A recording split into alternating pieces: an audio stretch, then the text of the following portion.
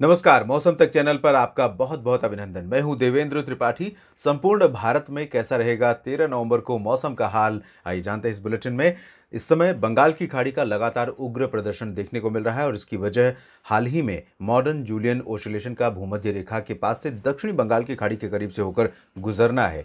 और इसके अलावा भी बंगाल की खाड़ी आमतौर पर इस समय बहुत एक्टिव होती भी है। साइक्लोन सीजन होता है अक्टूबर से लेकर दिसंबर के बीच में, तो इस वजह से एक के बाद एक सीरीज में श्रृंखलाबद्ध तरीके से साइक्लोनिक सर्कुलेशन पहले डेवलप हो रहे हैं और उसके बाद निम्न दबाव और डिप्रेशन, डीप डिप्रेशन, इस तरह की कंडीशन बनी हुई है।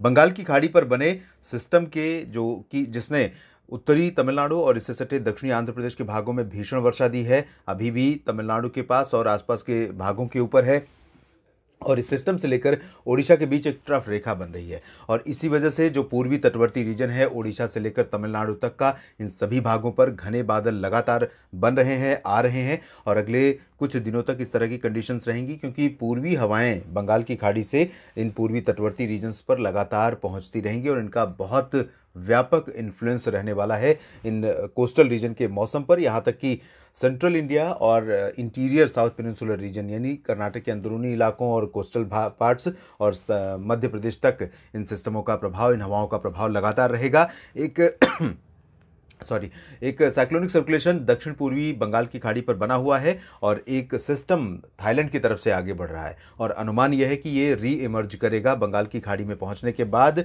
और यहाँ पर आप देखिए किस तरह के घने क्लाउड हैं। भारत के तटों के पास जितने क्लाउड हैं उससे ज़्यादा कहीं इंटेंस क्लाउडिंग यहाँ पर हुई है और यही सिस्टम जब री इमर्ज करेगा यहाँ पर, तब ये पश्चिमी और उत्तर पश्चिमी दिशा में आगे बढ़ते हुए जल्द ही लो प्रेशर सिस्टम बन सकता है। अगले 24 घंटों में इसके लो प्रेशर बनने की संभावना है और जब यहाँ पर दबाव कम होगा तो क्लाउड कन्वर्जेंस बहुत ज़्यादा होने लगेगा, तो कन्वेक्शन शुरू होगा और कन्वेक्टिव क्लाउड्स जब यहाँ से बनने शुरू होंगे, हवाएं पूर्वी दिशा से भारत के भागों की तरफ और ज़्यादा इंटेंसिफाई हो जाएंगी।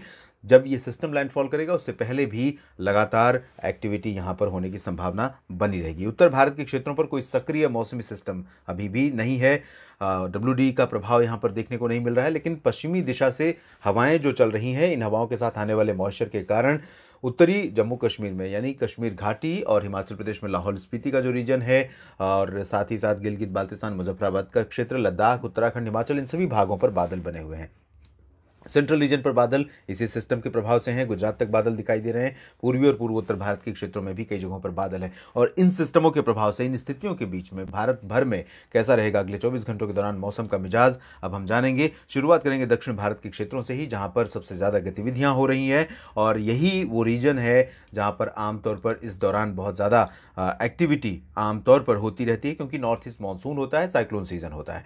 तो यहाँ पर आप देख सकते हैं तमिलनाडु और केरल, साथ ही साथ दक्षिणी आंतरिक कर्नाटक और तटवर्ती कर्नाटक के साथ साथ आंध्र प्रदेश का रायलसीमा, तटवर्ती रीजन, तेलंगाना, ये समूचा का समूचा प्रायद्वीपीय भारत लगातार इंटेंस वेदर एक्टिविटी वाला रीजन रहेगा। इसमें पॉकेट्स में ऐसा हो सकता है कि पूरा ड्राई वेदर रहे, लेकिन मेजर एरियाज में घने बादल बने रहेंगे। चेन्नई, पुदुचेरी से लेकर कन्याकुमारी, मदुरई, तिरुचिरापल्ली, कोयम्बटूर और त्रिवेंद्रम समेत कोची और आसपास के जो केरल के तमाम शहर हैं, साथ ही साथ लक्षद्वीप और दक्षिणी कर्नाटक के तमाम शहरों में मध्यम से भारी वर्षा कई जगहों पर हो सकती है। उत्तरी आंतरिक कर्नाटक में भी आप देख सकते हैं, ये जो रीजन है इन भागों में गुलबर्गा, रायचूर और गडक समेत अधिकांश शहरों पर बादलों का प्रभाव भी रहेगा। हवाएं भी तेज चलेंगी, लाइटनिंग और थंडरस्टॉर्म के साथ लाइट से मॉडरेट यानी हल्की से मध्यम बौछारें गिर सकती हैं। कुछ स्थानों पर तेज स्पेल भी बारिश का आ सकता है। गोवा में भी मध्यम से भारी वर्षा होने की संभावना है, लेकिन जो ज़्यादा वर्षा की संभावना है ये पुदुचेरी से लेकर उत्तरी तमिलनाडु और दक्षिणी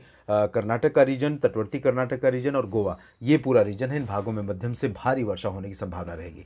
इसके बाद हम बात करेंगे उत्तरी तटीय आंध्र प्रदेश की। यहाँ पर भी कई जगहों पर मध्यम से तेज वर्षा होने की संभावना है। हैदराबाद और रामागुंडम समेत तेलंगाना के कई शहरों में मध्यम से तेज बारिश हो सकती है। ओडिशा और छत्तीसगढ़ भी उन शहरों में से होंगे, उन स्टेट्स में से होंगे 13 नवंबर को, जहाँ पर लगभग लगभग 50% से ज़्यादा रीजन्स में वर्षा होने की संभावना है। बादल यूं तो दोनों राज्यों पर समूचे क्षेत्र पर आए रहेंगे, आते जाते रहेंगे, और ये मध्यम से घने बादल होंगे। हाइट इनकी लो होगी और इनसे बारिश की उम्मीद आप कर सकते हैं। तो यहाँ पर रायपुर से लेकर जो दक्षिणी क्षेत्र है, सुकमा, दंतेवाड़ा, बीजापुर, दुर्ग यानी बस्तर का जो रीजन है, और साथ ही साथ अंबिकापुर, इन सभी भागों में बारिश की संभावना है। एक्सट्रीम नॉर्थ वेस्ट पार्ट्स में जो मध्य प्रदेश से सटा हुआ है, इसमें लाइट रेन होगी या तो मौसम शुष्क रहेगा। ज़्यादा बारिश की संभावना इन भागों में नहीं है, जबकि ओडिशा के सभी क्षेत्रों में लाइट टू मॉडरेट रेन होने की संभावना रहेगी। और मध्य प्रदेश, महाराष्ट्र की बात अगर करें तो विदर्भ, मराठवाड़ा और मध्य महाराष्ट्र, कोंकण, गोवा,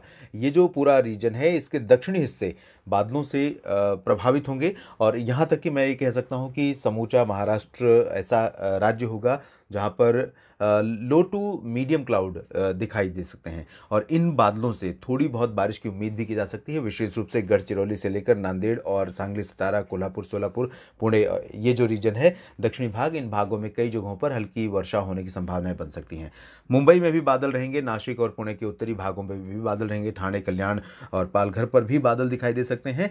लेकिन यहाँ पर बारिश की संभावना मुंबई से लेकर ये नासिक का जो रीजन है, अकोला, वर्धा, यवतमाल, नागपुर, इन भागों में फिलहाल अभी 13 नवंबर के लिए नहीं है। उसके बाद संभवतः इन बादलों का प्रभाव 14 नवंबर को यहाँ पर उत्तरी महाराष्ट्र में भी दिखे, और यही स्थिति हमें मध्य प्रदेश में नजर आ रही है। पूर्वी और दक्षिण पूर्वी मध्य प्रदेश के क्षेत्रों में कुछ स्थानों पर बादल छा सकते हैं, और कहीं कहीं पर यहाँ जो पूर्वी रीजन है, छत्तीसगढ़ से सटा हुआ, इन भागों में कहीं कहीं पर हल्की वर्षा हो सकती है, गर्जना के साथ, लाइटनिंग और थंडरस्टॉर्म के साथ हवाएं भी चल सकती हैं। लेकिन जबलपुर और उमरिया से जब हम उत्तर और पश्चिम की तरफ चलेंगे तो यहाँ बेसिकली ड्राई वेदर रहेगा। छिंदवाड़ा, बैतूल, होशंगाबाद से लेकर खरगोन, धार, उज्जैन, इंदौर, देवास, भोपाल और रतलाम, मंदसौर, गुना, ग्वालियर, इन सभी भागों में ड्राई वेदर रहेगा। बादल आंशिक तौर पर पूरे मध्य प्रदेश पर आ सकते हैं, आते और जाते रहेंगे। ये बहुत सस्टेनिंग क्लाउड नहीं होंगे और बहुत थिक क्लाउड नहीं होंगे। गुजरात पर भी यही स्थिति रहेगी। पूर्वी और दक्षिण पूर्वी क्षेत्रों में कहीं के पर आंशिक बादल, और अहमदाबाद, वडोदरा, गांधीनगर में भी बादल छा सकते हैं। लेकिन साबरकांठा, महसाना, पाटन, भुज, इन सभी भागों पर ड्राई वेदर रहेगा और साफ आसमान रहेगा। राजकोट और ओखा समेत ये जो सौराष्ट्र का रीजन है, इन भागों में भी आंशिक बादल आपको दिखाई दे सकते हैं। इसके अलावा बारिश की जो संभावनाएं हैं पूर्वी भागों में है। पूर्वी भागों में आप बारिश देख सकते हैं। झारखंड और गंगीय पश्चिम बंगाल में कई जगहों पर यहाँ आज भी संभावना है, और आज रात में कुछ स्थानों पर वर्षा हो सकती है। कल जो बारिश की इंटेंसिटी और स्प्रेड रहेगा वो थोड़ा सा बढ़ने वाला है इन दोनों राज्यों के लिए, पूर्वी भारत के इन राज्यों के लिए। तो यहाँ पर रांची, देवघर, दुमका, डाल्टनगंज समेत झारखंड के कई शहरों में और साथ ही साथ गंगीय पश्चिम बंगाल के कई शहरों में हल्की से मध्यम बौछारें गिर सकती हैं। उत्तरी भागों में दोनों राज्यों के ड्राई वेदर रहेगा। बिहार, उप हिमालय पश्चिम बंगाल, पूर्व उत्तर भारत के असम, मेघालय और अरुणाचल प्रदेश में ड्राई वेदर रहेगा। नागालैंड, मणिपुर, मिजोरम, त्रिपुरा में लाइट टू मॉडरेट रेन होने की संभावनाएं बन सकती हैं।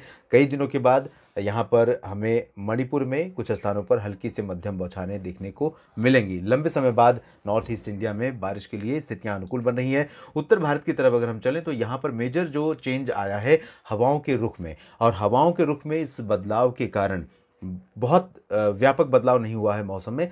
लेकिन जब पूर्वी हवाएं आती हैं या पश्चिमी हवाएं मंद पड़ जाती हैं, तब पोल्यूशन लेवल, स्मोक और मिस्ट यानी कुहासा, धुंध और पोल्यूशन, इन तीनों का जो मिश्रण है वो एक लेयर बनकर हमारे ऊपर दिखाई देता है, यानी कि लोअर ट्रोपोस्फियर में, जिसे वायुमंडल का एक हिस्सा माना जाता है और इसके भी निचले भाग में। और इस वजह से हम सीधे सीधे तौर पर इससे प्रभावित होते हैं, और सबसे बड़ा बदलाव जो होता है इसकी वजह से वो सनलाइट का कम आना होता है। और इस समय यही कंडीशन यहाँ पर पंजाब से लेकर हरियाणा और दिल्ली, वेस्ट उत्तर प्रदेश, राजस्थान के कई शहरों में इसी तरह की स्थितियाँ बनी हुई हैं, क्योंकि हवाओं की स्पीड बहुत लो है।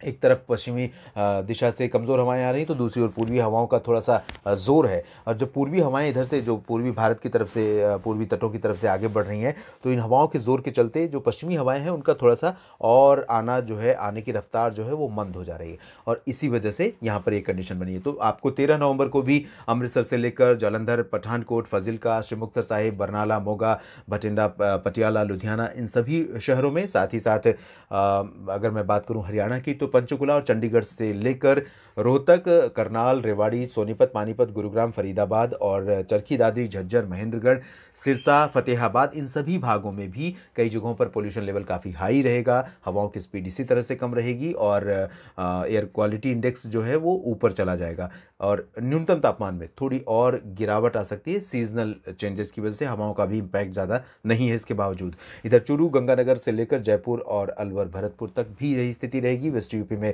मेरठ, आगरा, अलीगढ़, गौतम बुद्ध नगर, बुलंदशहर में भी पोल्यूशन ज़्यादा रहेगा। गाजियाबाद में भी बहुत ज़्यादा पोल्यूशन रहेगा हवाओं की स्पीड कम होने के चलते, और कोई बड़ा बदलाव नहीं होगा। राष्ट्रीय राजधानी दिल्ली में प्रदूषण ज़रूर बढ़ा है और जिस तरह से एनसीआर और उत्तर भारत के बाकी शहरों में बढ़ता है, इस दौरान उसी तरह की स्थितियां हैं। एहतियात बरतें, सावधान रहें, सुरक्षित रहें, मास्क पहने बाहर जब भी निकलें। उत्तराखंड, हिमाचल प्रदेश, जम्मू कश्मीर और गिलगित बाल्तिस्तान, मुजफ्फराबाद, लद्दाख, इन सभी भागों पर भी ड्राई वेदर रहेगा, लेकिन उत्तरी क्षेत्रों में कुछ स्थानों पर आंशिक बादल छा सकते हैं।